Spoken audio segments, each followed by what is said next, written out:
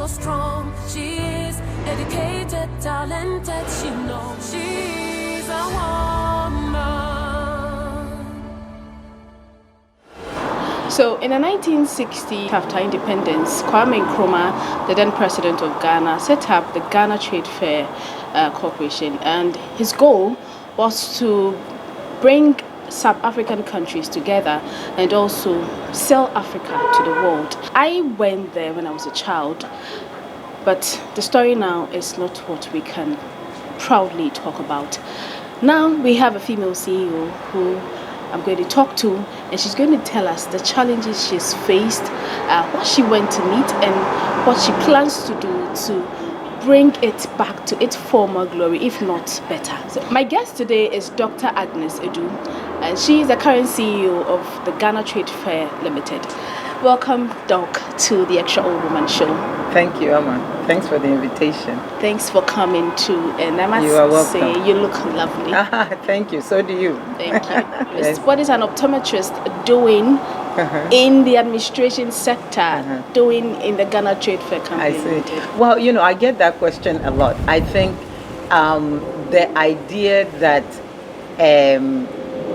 one person can only be one thing is quite accepted here. But in other places, we are all multifaceted. We all have multi-talents. We have many, many sides to us. I'm no different. I'm a doctor, yes. So sometimes I'm the doctor in the room, but I'm an entrepreneur. I'm a business owner. I run my own private practice, multi-million-dollar private practices. Please, I'm interested in that multi-million-dollar. What company is that? I work with a group of doctors. We manage our private practice, and we are also business people. We franchise. I'm into all type of manner of business. At some point, I ran my own retail shops.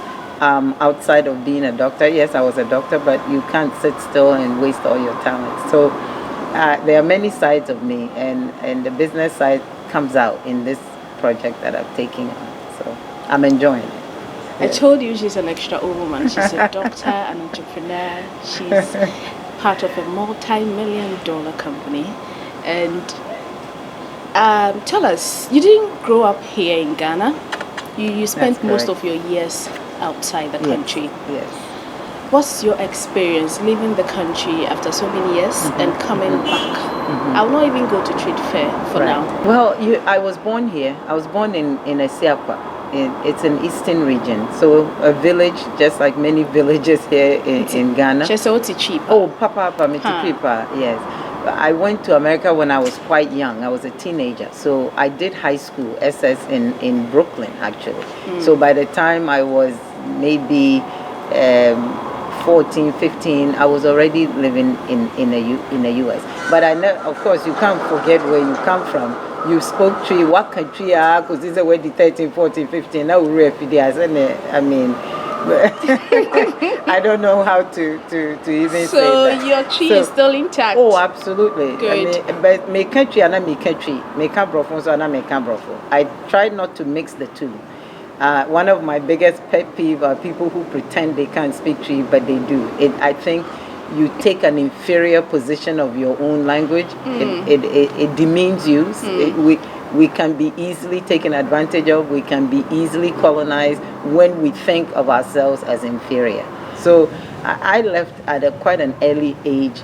And so coming back, your question is how do I find coming back? Yeah. Coming back, really, I have nothing to compare it to because I didn't grow up here as an adult and then went and then I'm coming back. So my idea of Ghana is really my childhood memories, and now I'm rediscovering Ghana basically as an adult. And what I see, I think it has improved quite a bit. But what I see, we have a long way to go. And I think diasporans like me who have seen how other places are a little bit more advanced than us, we can bring that knowledge back to our country and make it a better place. Okay, so coming home and now being the CEO of GhanaTradefair company, what are some of the challenges? Some of the challenges are very visible. Yes. We sit in the back and see, but tell us into details the challenges you met, how you're salvaging them and Yes. your plan.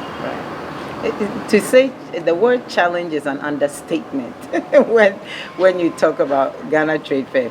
You grew up here, you know Trade Fair. It was built in 1967. The first Trade Fair was in 1967. And back then, our focus was on industrialization. And Trade Fair Company Limited, or at that time, it was Trade Fair Authority. It was the entity that was charged or mandated to promote trade and industry. So we were supposed to link our local industries, your small business, my small business, even large multinational companies. We were supposed to link you to our global partners. So for example, you have a product that you have turned your oranges into orange juice. How do you export it? How do you expose it to the global market? How do you partner with somebody who's producing something outside and then become a distributor? So we want to kind of interlink our regional partners, West Africa, ECOWAS, and also international partners. That was the original idea. Somehow, somewhere along the way, especially the last decade or so, we forgot that mandate is what the company is charged with, and we have seen it progressively getting worse. So I took the seat 2017.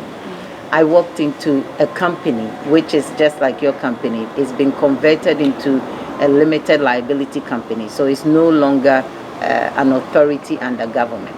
So that means we need to generate the revenue to pay workers, pay the bills, and also to keep our mandate going. I walk into the place, and for the last 10 years, let's say going back to 2008, 9, 10, nothing has been done to anything in Trade Fair. The employees of the company had not been paid for 18 months. When you say nothing has been done, be specific. So every building on the site, when I got there in 2017, the original paint from 1967 was what was on the building. And the same paint Kwame Nkrumah used? Precisely. Wow. What was on the building.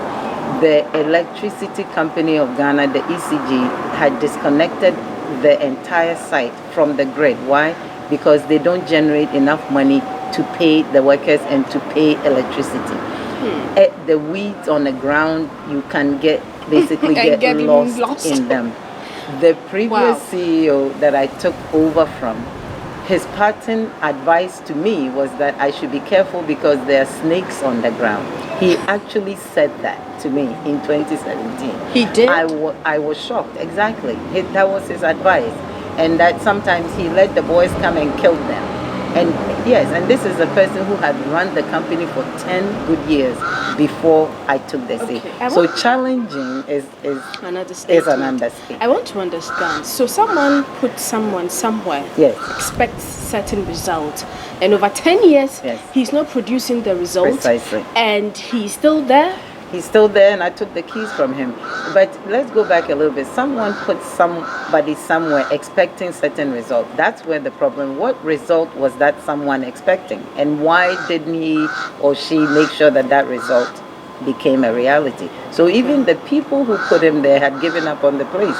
So Trade Fair, the way we generate revenue was to rent space to tenants. So if your small business needs a space to operate, they will rent you space. When I walked in 2017, every tenant on the premises had stopped paying their rent. So how? They sit there, they have businesses there, but the leadership and the management and that CEO is not interested in cracking the whip to collect his revenue, his main product.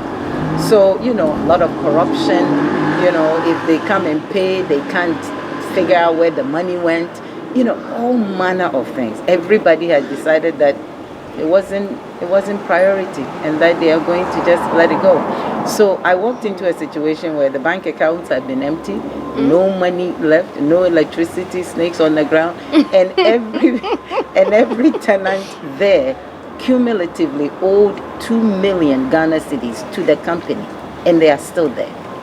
So I had my work cut out for me. So I rolled up my sleeve. I identified what my product is, what my revenue comes from. It comes from those tenants. I locked the front gate. I said, you can't come in if you don't. Within 90 days, I had collected the 2 million. They paid. Of course, So they it paid. means they had the money. Precisely. But nobody was behind them. So I collected my revenue just like if it was my own business. I turned the lights on, cleaned the site, and now I'm going to redevelop it into an ultra modern mixed-use facility that the world deserves to see, or Ghana deserves to have. Do you think you're doing well? I think I'm doing fine. I think because I have timelines and goals and I'm meeting them, I think I'm doing well there. Challenges are plenty, so I can't even imagine or begin to say that I've done the best or that I'm done. I'm just beginning. So the beginning is challenging, but I think we've done well so far to move it to this level. This year we've actually started demolition of the site, clearing those old broken structures out of the way so that we can actually the what? The snakes. Actually, that was my first thing. Every week we fumigated for 2 years. From where I sit, I can't afford to have a snake anywhere around. But the first 3 months, the first 90 days, that exercise that I did to collect revenue, it included clearing all the old structures, abandoned structures, and actually we've turned them into flat ground where we do international fairs still. Okay, so how are you getting your funding? We are really going through the private sector for funding. You know, governments don't usually have money, but I can say that Ghana doesn't have 2 billion, 1 billion, or even $1. But how much do you need for this project? It's not how much do you need, it's how you can partner with the private sector. We don't have one amount, say, okay, you go raise that and then we will build a trade fair center. What we've done is put a master plan together. We've put in 5 different projects: a convention center, a hotel, a shopping area, an amusement area, and then office technology space, that incubator space that we're going to put together. So those 5 projects, we will partner with different developers and investors to handle it, not just one entity to handle it. In the past, they've attempted to rebuild the site, but they'll give it to one entity and they can't raise all the money that they need. So we've assembled a group of investors, builders, developers, all from here, from Accra here, from Ghana, and also abroad, to undertake each particular project within the master plan. So we will cost it all, but we will cost it individual projects depending on the developer who comes in. Okay, so whilst this project is underway, give us a picture of the tree. I have been there, but for the purpose of our viewers, give us a picture. If you enter, if you step into the trade fair company today now, what are you going to see? Are you still going to see the stands, people in their stands? You said you mean after we've developed it? No, okay, whilst today. we wait for the project. Okay. How are we going to see the trade fair company? Are you still going to have customers? Absolutely. In there working? Actually, we have 2 options, or we've laid out 2 plans. While we are developing, we still have to meet our mandate of trade promotion. So we are supposed to be doing, as we have, international trade shows, grand sales, bazaars, anything that will help the local company or the local producer to get a global audience. So as the site is being built, as we move buildings down and rebuilding, we would take the fairs into regions. So next year's fair, 2020 fair, we're going to Tamale with it. In December, we'll go to Kumasi to do a grand sale there, and then Takoradi will follow Central. So each region in the next 3 or 5 to 5 years, as we are rebuilding the site, we will actually take our mandate into the region. It's actually part of what we are supposed to do anyway. Even if it's an ultra modern place, it's not every day that we want people to travel from Tamale to come to trade fair. So once a year, twice a year, we're supposed to go into the region. So we will still meet that mandate that way. Exactly. So right now, when you walk into trade fair, it's actually a hybrid between demolition and making sure that we safely move people off the site and demolish and rebuild. So we are in a transition mode right now. So those who already have shops Yes. that have been evacuated, that have been demolished now, when the final phase is done, are they going to come back still Precisely. as owners, owning parts, having a shop there? No one is an owner of trade fair. But they still have a shop. Oh yes, absolutely. So part of our planning, we met each tenant one-on-one every day for about 3-4 months last year. Wow. All we did was engage I want people. to know, how many tenants do you have now? Roughly around 200 small businesses. So some are just kiosks that sell, let's say, watching is there. And then some are event centers who can hold an event for 500 people, and they are also there. So, and all manner of businesses in between. So about 220 individual businesses existed there the day I walked in. Okay. And how much is each client or customer supposed to pay a month?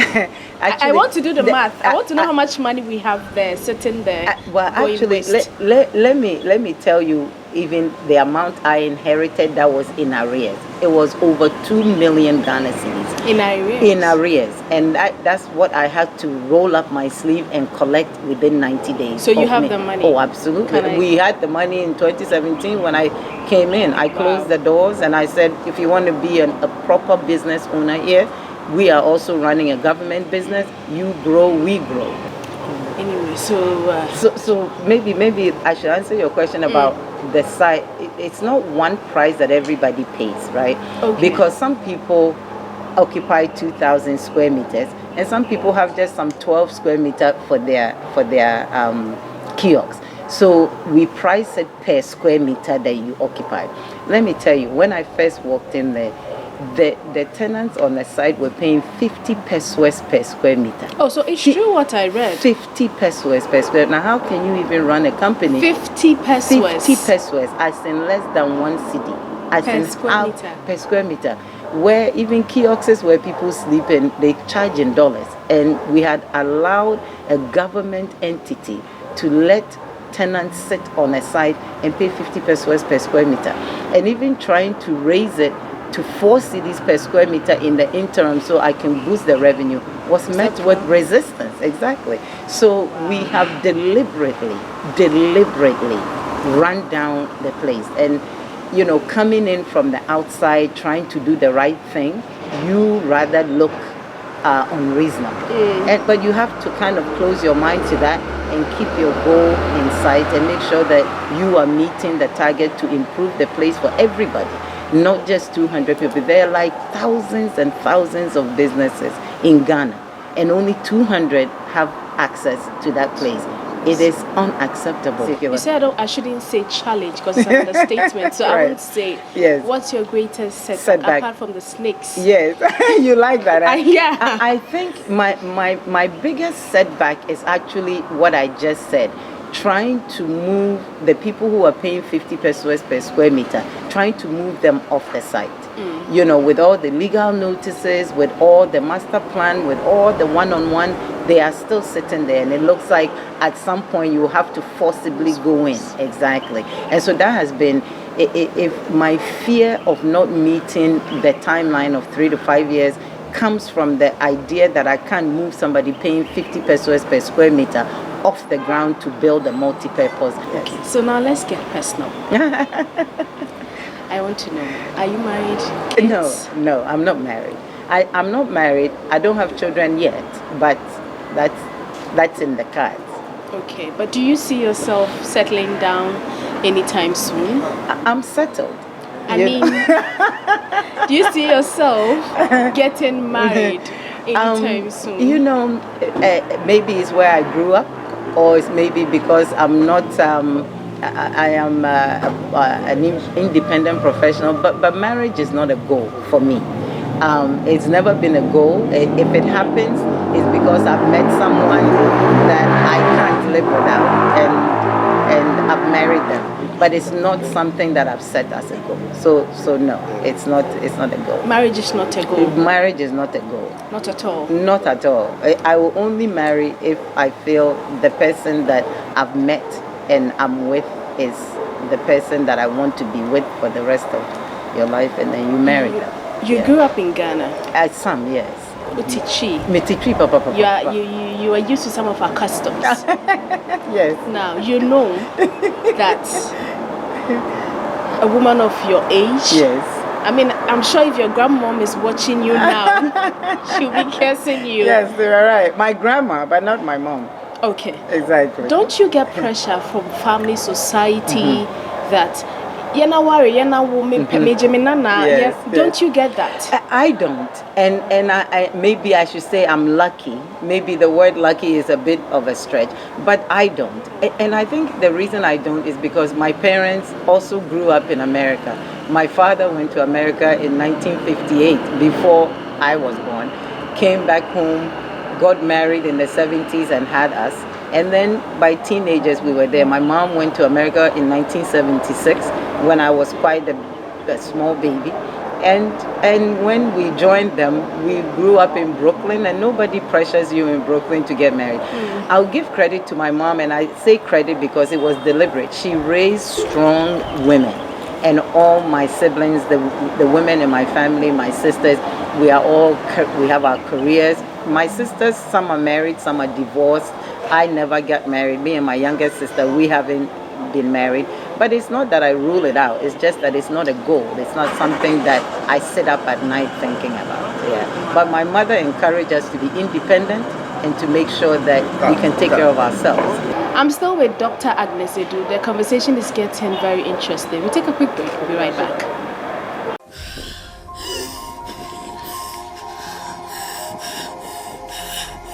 Cut.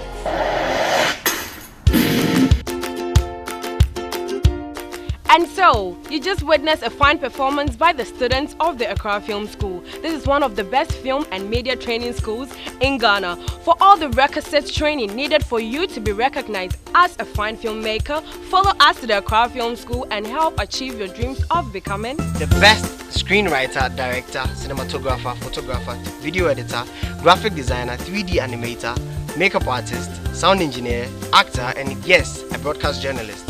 In Accra Film School, we love what we do. She's beautiful, so strong. She is educated, talented. She knows she's a woman. Welcome back to the ExtraOwoman show. My name is Amma Krampah, and we are continuing our conversation with Dr. Agnes Adu. Now, Doc, marriage is not a goal. Not my goal. Marriage is not your goal. No. Why? Well, I think we are all individuals. If marriage is your goal, I think you should pursue it. I think if marriage or professional career is somebody else's goal, they should pursue it. I don't think women should be boxed into a marriage as something that defines us. When I think you mentioned my grandmother. Yes, my grandmother's generation, marriage was the woman's place. You took care of the home. Your husband went out and brought the cheese, as you can put it. Life has changed. The societies have changed. Now women are out of the home. All that also encourages me or our children, our girls, to also become independent. We can go out, fend for ourselves, be independent, and not be so dependent on a marriage for survival. So when I say marriage is not a goal, I mean women like myself, my children, if they're women, I want them to have other goals besides just marriage. I don't want marriage to them to only be defined by marriage. I want them to be defined by other things. I think marriage should be a plus. It should be a blessing that you've met someone that you can't live without. It's the only reason why you should marry someone, is that you've met someone you can't live without. So if I meet someone I can't live without, sure, I will marry them. Okay. But it is not a goal I've set that if I don't achieve, it's something to worry about. Okay, so touch wood. You don't meet someone you're crazy about. Let's say that happens. So then, that's it? But I'm fulfilled in 99% of what I do. And so if that happens and it's 100% fine. If that doesn't happen, it doesn't mean that something tragic has happened. It means that one of the things that you would have liked didn't happen. And I don't dwell on those type of things. I definitely don't dwell on marriage. I know that. We live in a society, I'm sure you're very much aware, that in fact they give you timelines. Yes. When you're 25 clocking 30. Yes. You have your mom, your dad, Yes. family, society, Yes. making you feel less of a woman because you don't have a ring on your finger. I'm not against marriage, but to the extent that some women feel depressed, they feel unfulfilled, advise them. You know, my advice will go a little earlier than, let's say, a 30-year-old woman who is feeling pressure to marry. My advice will go to the women who are raising future women, the women who are raising girls now. Our mothers, or our age group, or you are a little younger than I am, you are going to have children. My advice will be to you, the advice you give to your girl, your future woman. My advice is for you to break that cycle, for you not to put that pressure on the girl. My advice would be to encourage your daughter to pursue her other interests, her other abilities. We are all multifaceted, as I said, and we can find fulfillment in so many things. If you bog down your child, your girl child, into marriage being the only thing that can define her, she will grow up thinking that. She will grow up believing that. So I think a 30-year-old feeling pressure, it's too late for me to prescribe anything for her. Too late? It's too late. She should pursue her interests. I can say that. But really, my advice would be for women who are growing, who are raising future women. I think ease up on the pressure and allow your child to express, or at least to pursue, other interests that also fulfills her. So you think we don't empower our daughters enough? I don't think we do, and I don't think it's our fault necessarily. It's a culture, like you said. This is what the culture believes in. Other cultures that I've lived in, they don't stress so much on marriage being a goal for a girl anymore. If it happens, yes. Maybe my parents didn't stress that as a goal. My parents never pressured me to get married. My parents encouraged me to pursue being a doctor, being an independent woman, and then if a man comes and you marry, great. But I think we strangle our daughters with that pressure, and then if it doesn't happen, it becomes a problem. Do you have a man in your life? I do. Are you in a relationship? Yes, I am. I want to be sure that you are answering my question rightly. Oh, sure. So, are you in a sexual relationship with a man? Oh, you can't be in a relationship. That's part of a relationship. So My first degree is in psychology. Okay. I can tell you from here to kingdom come the importance of a woman being in a relationship where she is nurtured, not just emotionally, but physically as well. It is key to your growth as a human being, and you shouldn't shy away from it. As an adult, you should pursue that. You should be nurtured, you should be loved, and you should give that love back. And I think I'm no different. I think. So you are not against love or relationships? Oh, absolutely not. I mean, marriage is not a goal, but marriage is not the only type of relationship there. There are fulfilling relationships. I mean, and I can mention names after names of Americans, known people. They are in relationships for 20 years. They never get married. They live together, and they know what their relationship goals are, and it fulfills them. It's not one prescription for everyone. And if you put yourself in that, then the depression will come. And then, so you should find things that define you and fulfills you, and then make that your goal. Yes. How about children? Children is in the cards. I think sometimes career women, we delay that a little bit. But I come from a large family, 7 kids, mom and dad. So I know the value of having family around. So when I decide I want to be a mother or have children, that time will certainly come. When you decide. When I decide. That man is not having it easy, I think. He's not having it easy you know, at all. you have to also grow together as couples in relationships and get to know each other's likes and dislikes and things like that. And once you are of one mind, I think it works well. So that man, is he a candidate? Oh, absolutely. Yes. Oh, okay. Yes, that's some good news. Yes, absolutely. That's some good news. Absolutely. At least so that you won't be quoted as being against no, relationships. not at all, not at all. Only marriage is not something I think should define women. But I think we should be in fulfilling relationships. We should nurture our men that we are with and expect the same thing in return. And I am no different. Okay. Yeah. So in that case, who is an accomplished woman to you? You know, our goals are set by us. Right? What I feel is an accomplishment may not be an accomplishment for someone. If I'm defining accomplishment for myself, I would say that a woman who can stand on her own. You can pay your bills. How do you do that? You are educated, or you have a business, or you have a plan, and you pay your bills. So when the man comes and he wants to take some load off of you, yes, but it is not where you feed. It's not where you are stuck. Whether he's there or not, you can defend yourself. You can be independent. So I think women that are capable of being independent, I consider them accomplished. Yeah.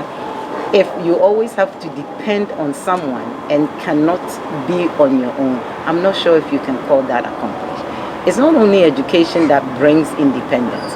Many, many, many things. There are people who have never stepped foot in classrooms and run profitable businesses and are accomplished independent women, and they are just as accomplished as somebody who is a doctor who is also paying. It's about how you pay your bills. Yeah, you can stand up and pay your own bills and be independent.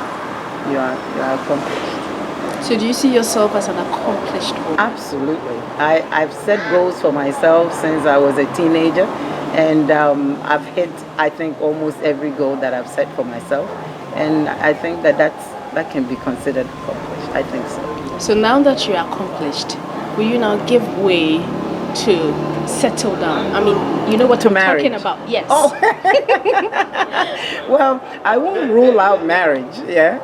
I think that if it happens, it happens. But I think it should be natural. It shouldn't be forced. Exactly. Yeah. I think if you're ready to get married, get married. And if you're not, don't. And it shouldn't be a problem. It shouldn't be by force. It should be the next natural step in the relationship. Yeah. It shouldn't be a forced issue. But Amma, I think you are trying to get me married up, so maybe I'm just trying to make his work easier. I want him to know that there's a chance. Maybe you're not showing it off because I can tell that you're tough. But there's a chance, you know. And if you make that move, she might say yes. And my parents were married. My dad has passed away. So it's nothing to do with whether you want to be tough or not, but I feel that prescription of marriage that we hang on girls, I think that we should back off of that a little bit and let that be a natural thing that happens and not something that we are mandated to go out there. Do you think young ladies of today will buy into that, will want to live their life and not see marriage as a goal? I think eventually we will. I think eventually we will. And I say that because even, you know, maybe I'll go back a little bit. Throughout history, the relationship area has evolved, right? We started where man went out, hunt, gathered, and then came home, and then a woman was home and didn't leave the home. We've gone from that to now we put on our pencil heels and put on jackets and go into boardrooms. You can't have the same rules that applied when it was the hunter-gatherer society and bring that into when it's a boardroom society.